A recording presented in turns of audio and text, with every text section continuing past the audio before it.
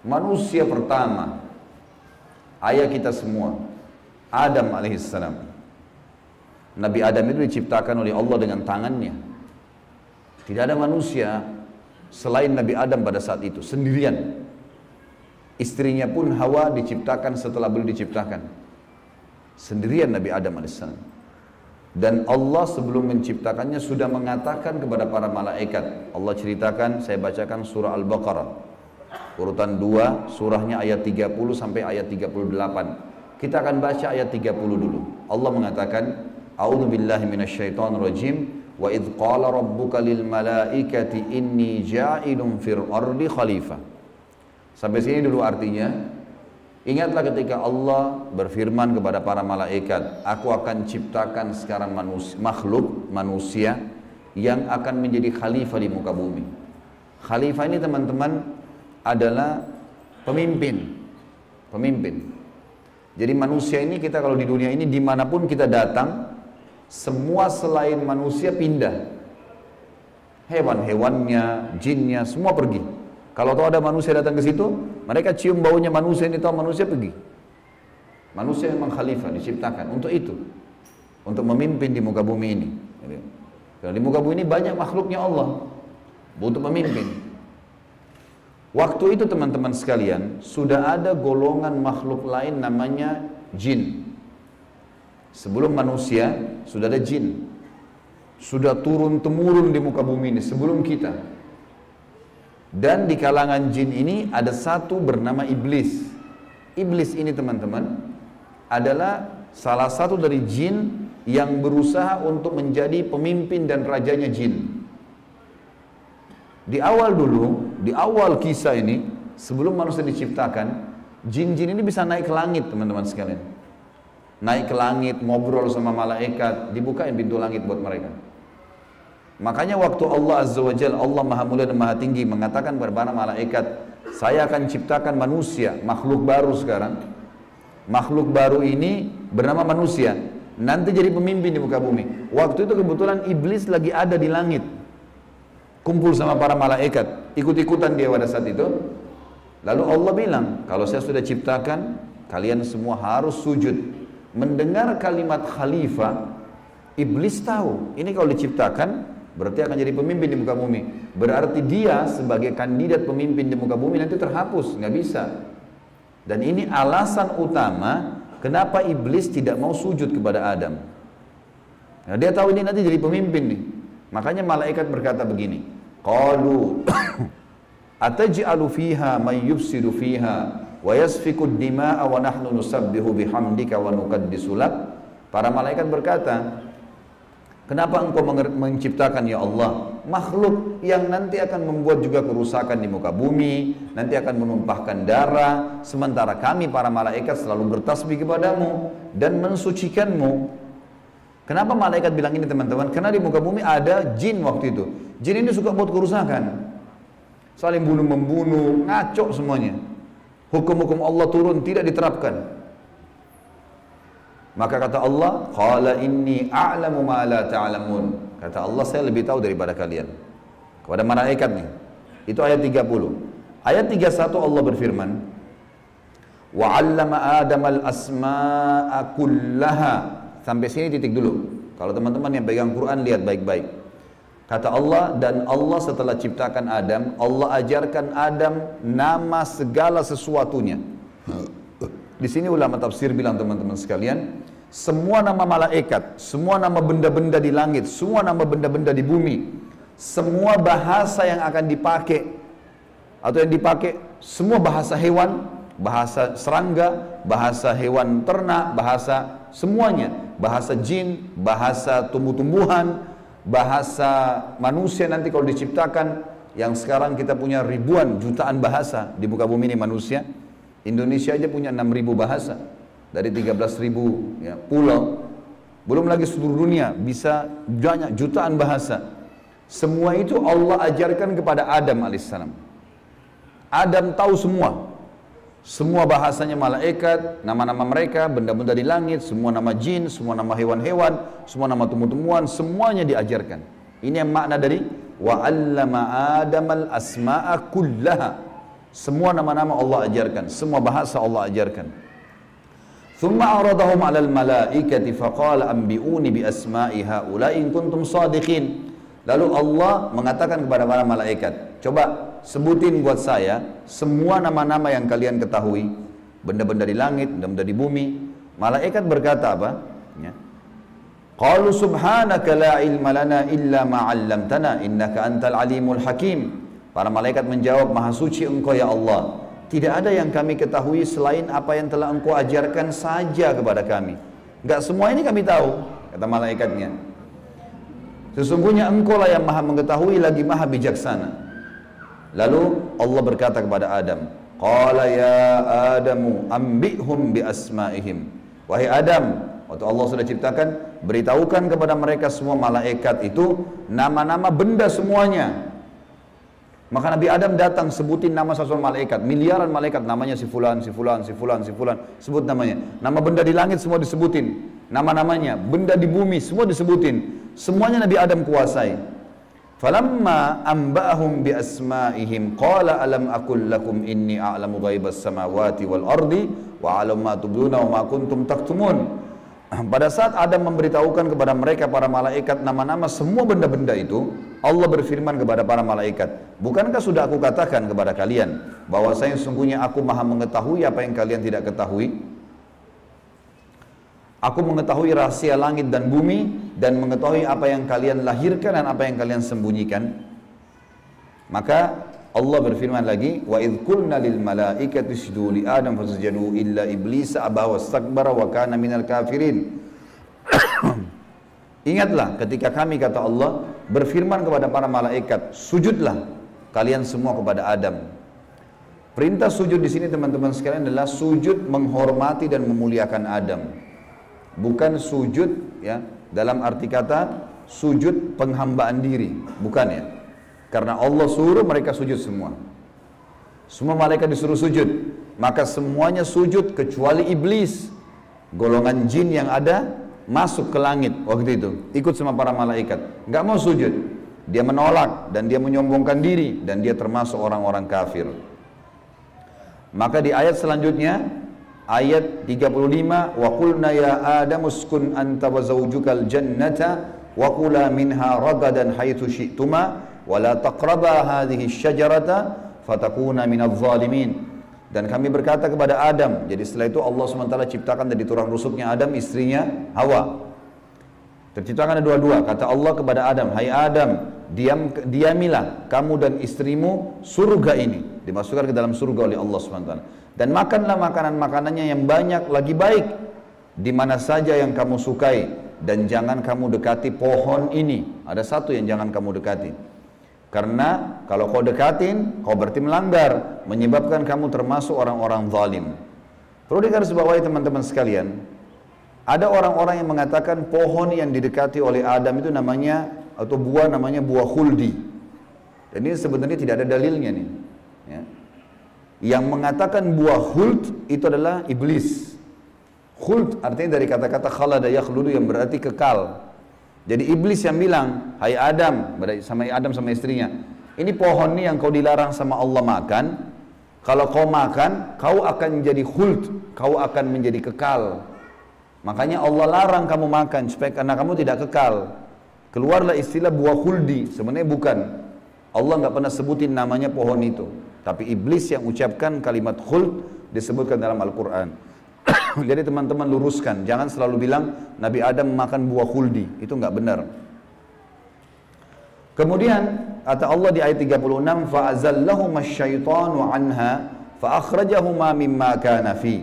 Lalu syaitan, iblis datang membisikkan kepada Adam dan Hawa bahwasanya buah ini kamu tidak dilarang oleh Allah berdua makan kecuali karena kamu akan menjadi kekal. Seperti para malaikat-malaikat, ada di antara mereka yang kekal. Maka syaitan pun menyesatkan mereka berdua, lalu mereka melanggar. Ingat, Nabi Adam di sini sama istrinya Hawa melanggar. Adam alaihissalam lihat malaikat diciptakan oleh Allah dengan tangannya, tapi Nabi Adam juga buat salah. Secara akal sehat mestinya Nabi Adam nggak boleh buat salah kan? Manusia pertama lihat malaikat, tahu kenal Allah. pernah tinggal di surga, tapi ternyata buat salah. Ini ayah kita semuanya gitu. Maka syaitan menyesatkan mereka, kata Allah SWT, dan akhirnya mereka dikeluarkan dari surga itu. Dan kami berfirman kepada mereka, pada Adam, Hawa, dan juga iblis yang menggoda, turunlah kalian semua ke bumi. Sebagian mereka musuh bagi sebagian yang lain, dan bagi kalian tempat kediaman di muka bumi dan kesenangan hidup sampai waktu yang sudah ditentukan saja. Nah, setelah itu akan meninggal dunia. Ayat 37 kata Allah, fatalaqqa Adamu min rabbih kalimatin fataba alaih innahu huwat tawwabur rahim. Hanya saja Adam menerima beberapa kalimat. Nabi Adam AS berdoa, ya Allah, saya buat salah nih, udah makan buah yang kamu larang, sudah dihukum sama Allah diturunkan di bumi, tapi saya ingin taubat, saya ingin meninggalkan kesalahan saya itu. Bagaimana caranya? Maka Allah mengajarkan Nabi Adam beberapa kalimat dari Tuhannya, maksudnya kalimat taubat, istighfar dan taubat. Maka Allah menerima taubatnya. Sesungguhnya Allah maha menerima taubat hamba-hambanya. Kemudian teman-teman sekalian, ayat 38 Allah berfirman, Qul nahbitu minha jami'a fa imma ya'tiyannakum minni hudan faman tabi'a hudaya fala khawfun 'alaihim wa lahum yahzanun. Dan kami berfirman, turunlah kalian semua, wahai Adam, sama istrimu Hawa, sama kamu hai iblis, turun di bumi sekarang. Kemudian jika datang petunjukku kepada kalian, kata Allah, turun wahyu dari langit nanti mengingatkan hukum-hukumku. Siapa yang mengikuti petunjuk itu, kata Allah, niscaya tidak ada kekhawatiran, tidak ada pula mereka bersedih hati. Jadi ayat 30-38 Al-Baqarah menceritakan kepada kita tentang proses penciptaan manusia pertama Adam dan adanya kesalahan Adam. Terjadi kesalahan. Dan yang menyesatkan Adam berbuat salah, ada golongan namanya iblis, syaitan. Ini pelajaran semua ini. Ini awal kisah kesalahan manusia. Ternyata Nabi Adam berbuat salah, penyebabnya adalah iblis. Berarti anak keturunannya kayak kita bisa terjadi itu. Baik. Dalam surah Toha, Allah Subhanahu wa taala juga menyebutkan, melengkapkan kisah yang kita jelaskan tadi. Surah Toha, surat nomor 20, ayat 115 sampai ayat 123. A'udzu billahi minasyaitonir rajim. Wa laqad ahidna ila adama min qablu fanasiya wa lam najid lahu azma. Dan sungguhnya telah kami perintahkan kepada Adam dahulu agar dia patuh masuk di surga, makan minum terserah dia, tapi jangan makan buah yang satu itu. Tapi ia lupa akan perintah itu. Lalu tidak kami dapati padanya kemauan yang kuat. Maksudnya Allah yang berfirman tentang Adam nih. Adam waktu digoda sama iblis, mestinya dia tolak. Teman-teman kalau lagi digoda lewat lawan jenis, syaitan bisikin, tuh lihat tuh begini, tuh cantik, tuh begini. Kita mestinya punya azam. Enggak, haram, saya nggak mau.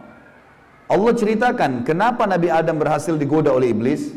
Kata Allah, kami tidak mendapatkan padanya tekad yang kuat untuk meninggalkan. Jangan, sudah dilarang jangan. Allah bilang haram, haram. Ini haram, jangan dicari lagi di bawahnya ada halalnya. Haram, haram. Udah selesai, tinggalkan. Itu konsep dasar agama gitu. Kata Allah di ayat selanjutnya, ayat 116 tadi 115 surah Toha.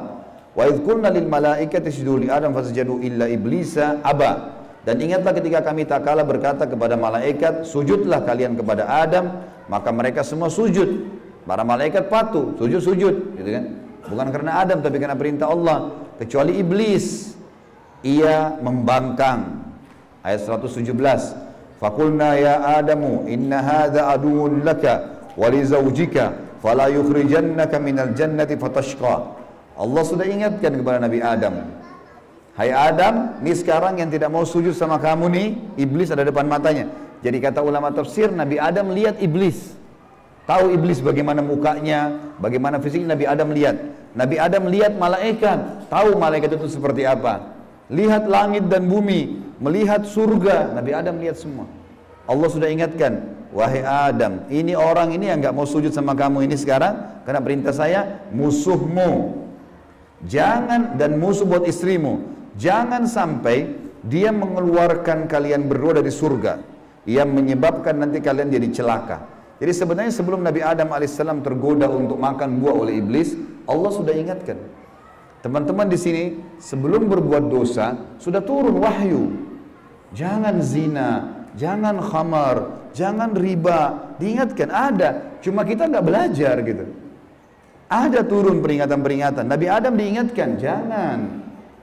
Lalu ayat 118, innalaka alla taju'a fiha wala ta'ra. Kalau kau patuh hai Adam, di surga itu kau tidak akan kelaparan di dalamnya dan tidak akan telanjang. Allah akan tutup aurat kamu. Aman, asal jangan ikuti syaitan nih. Wa annahu la tadma'u fiha wala tadha. Sesungguhnya kamu juga tidak akan merasa dahaga dan tidak pula akan ditimpa matahari dalamnya. Di surga tidak lagi matahari, terang tapi tidak panas, tidak terik. Maka Allah berfirman, fawaswasa ilaihi syaitan. Maka syaitan iblis membisikkan fikiran jahat kepadanya. Qala ya Adamu, wahai Adam, hal adulluka ala syajaratil khuldi wa mulkin la yubla. Mau enggak kamu saya tunjukkan pohon khuldi? Jadi perkataan khuldi dari iblis diambil dari kata-kata kekal. Allah tidak sebut pohon khuldi itu. Dan kerajaan yang tidak akan pernah binasa. Fa'akala minha fabadat lahuma sawatuhuma wa tafika yakhsifani alaihima min warakil jannah wa asa adamu rabbahu fagawa. Dan keduanya memakan dari pohon buah yang dilarang itu, lalu tampaklah bagi keduanya aurat mereka. Waktu Nabi Adam makan buah yang dilarang, tiba-tiba bajunya Nabi Adam dan istrinya terlepas. Karena melanggar hukum Allah, terlepas auratnya. Dan mulailah keduanya menutupinya dengan daun-daun yang ada di surga.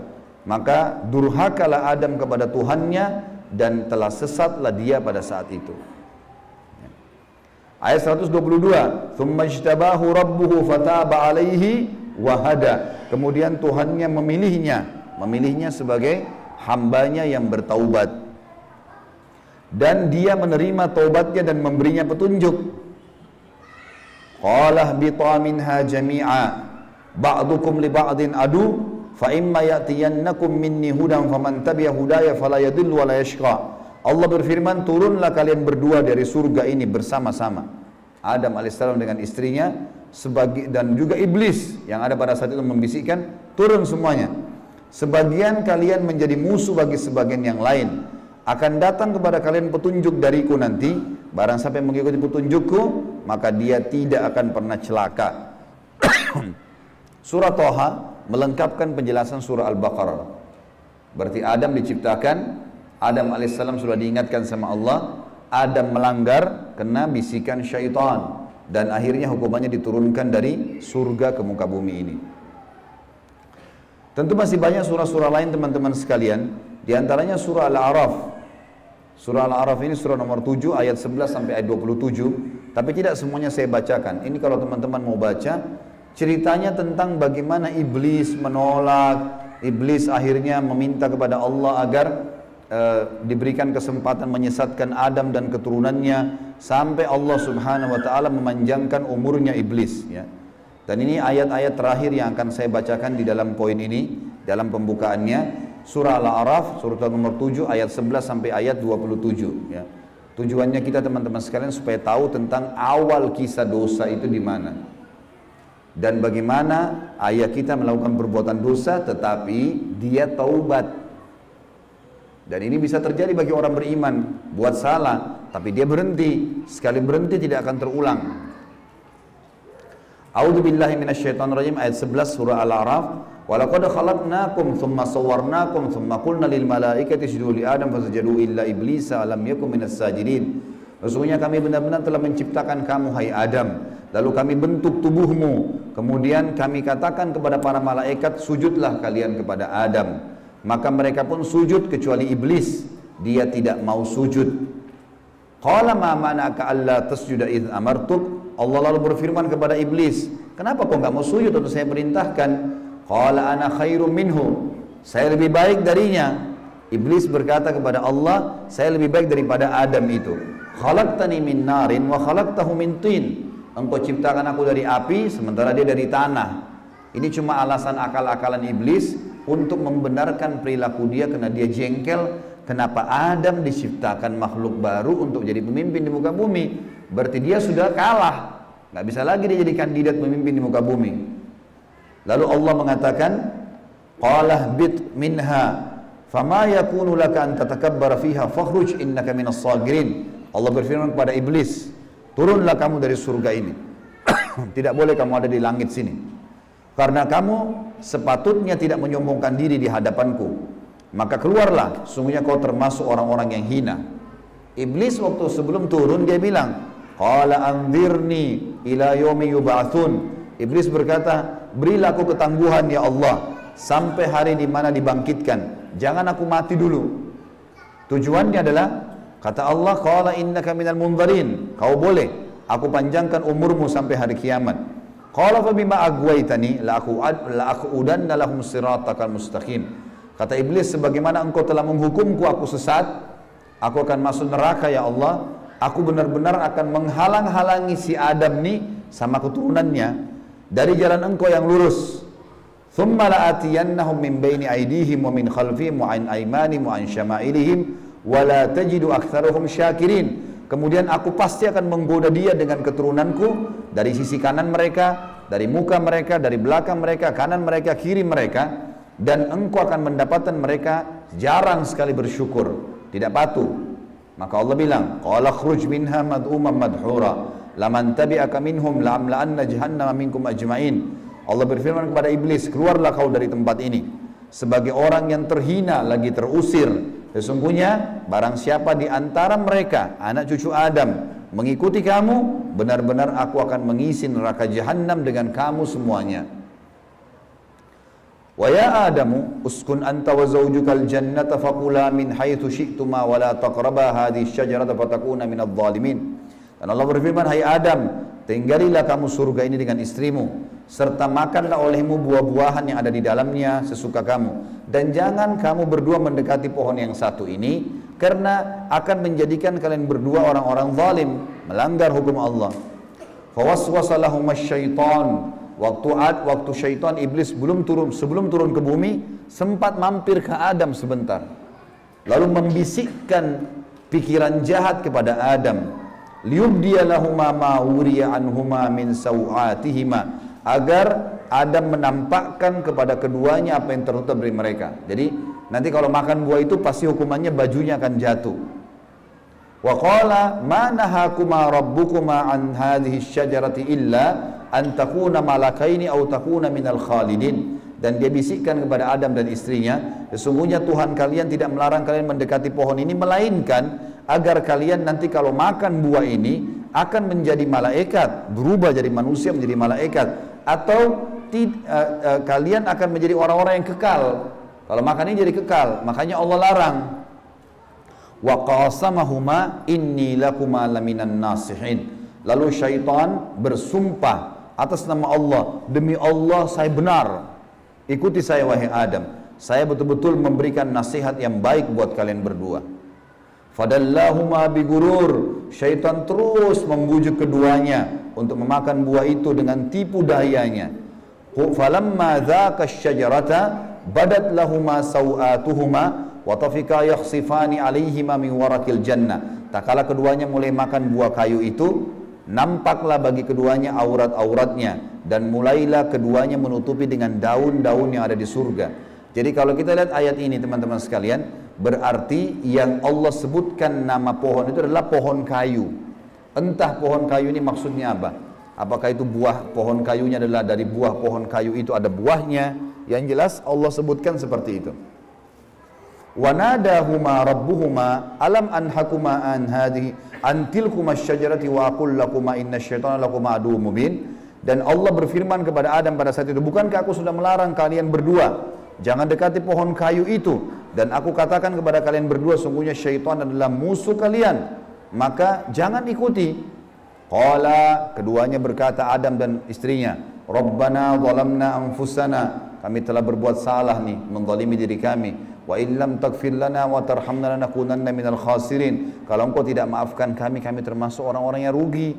Qala bitu min ba'dukum li ba'din adu. Kata Allah, sekarang kalian semuanya turun ke bumi, termasuk dengan iblis. Iblis sudah disuruh turun sebelumnya. Turun kau juga, hai Adam. Jadi rupanya iblis waktu itu kata ulama tafsir, sudah diusir sama Allah. Tapi dia tidak mau turun sendiri. Maka dia mampir sebentar bisikin Adam. Adam terpengaruh. Maka lalu kata Allah SWT, kalian semuanya turun sekalian ke bumi. Dan sebagian kalian musuh sebagai sebagian yang lain. Dan kalian memiliki tempat kediaman dan kesenangan di dunia dalam waktu yang sudah ditentukan saja. Qala fiha tahyawna. Kata Allah, disitulah kalian akan saya hidupkan. Wa fiha tamutuna. Disitulah kalian juga akan mati. Wa minha tukhrajun. Dan dari situ juga kalian akan dibangkitkan.